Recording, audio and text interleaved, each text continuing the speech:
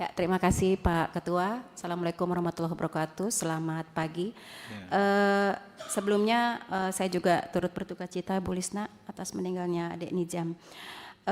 Sebetulnya kami LPSK itu sudah mencoba untuk berkomunikasi pada saat berita ini viral, tetapi memang komunikasi kami baru sebatas dengan UPTD Sukabumi, sehingga memang UPTD Sukabumi tidak bisa menjangkau ibu korban pada saat itu. Lalu di tanggal 27 Februari kemarin, Ibu Lisna bersama kuasa hukum dan KPAI hadir ke LPSK bersama dengan anggota Komisi 13 untuk melaporkan dan mengajukan permohonan perlindungan. Pada saat itu kami memang langsung meminta keterangan dari Ibu Lisna, dan dari situ kami menindaklanjuti langsung dengan melakukan asesmen kepada Ibu Lisna, yaitu asesmen berkaitan dengan medis karena memang Ibu Lisna mengeluh ada sakit di fisik, lalu kemudian melakukan asesmen psikologis dan asesmen ancaman.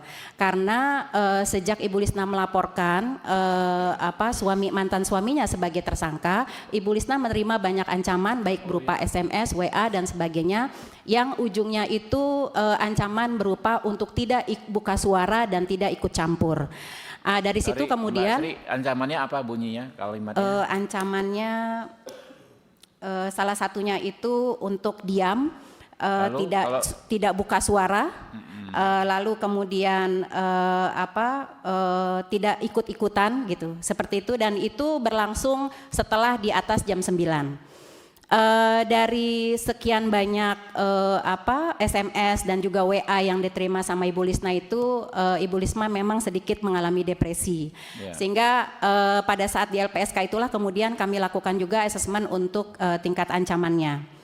Nah, dari hasil wawancara tim pada saat setelah asesmen, kami mendapatkan beberapa informasi, yang salah satunya adalah kami menduga dan kami mendesak juga kepolisian penyidik untuk mengecek background dan latar belakang dari ayah Nizam.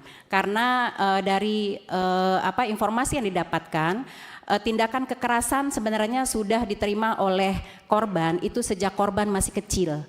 Jadi dari mulai yang disundut rokok, kemudian yang disiram pakai air, yang dicelupkan ke dalam bak mandi gitu. Jadi dari kecil itu ternyata korban ini sudah mengalami tindakan kekerasan yang begitu sering dan selalu, dan bukan hanya kepada Nizam tapi juga kepada Ibu Lisna. Jadi kami melihat bahwa kekerasan dalam rumah tangga, dalam keluarga ini memang sudah cukup sering dilakukan, sehingga tidak menutup kemungkinan apa yang disampaikan oleh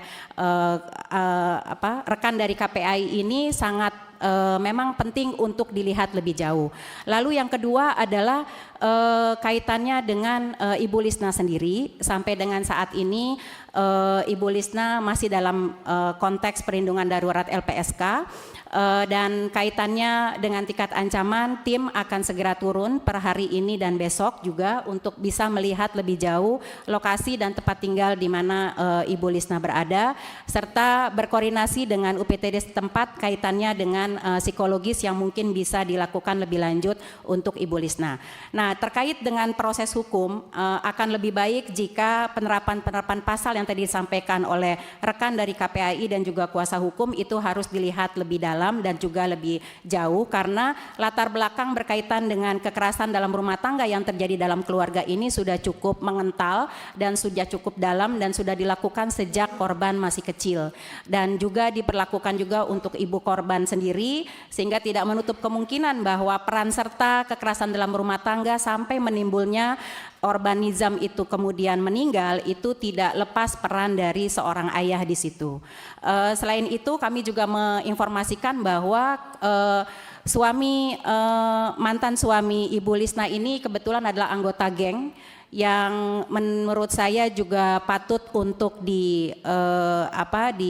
atensi lebih lanjut kepada Bapak kepolisian ya, khususnya karena ini kaitannya dengan ancaman yang seringkali diterima oleh Ibu Lisna. Mungkin begitu Pak Ketua, terima kasih. Assalamualaikum. Ya.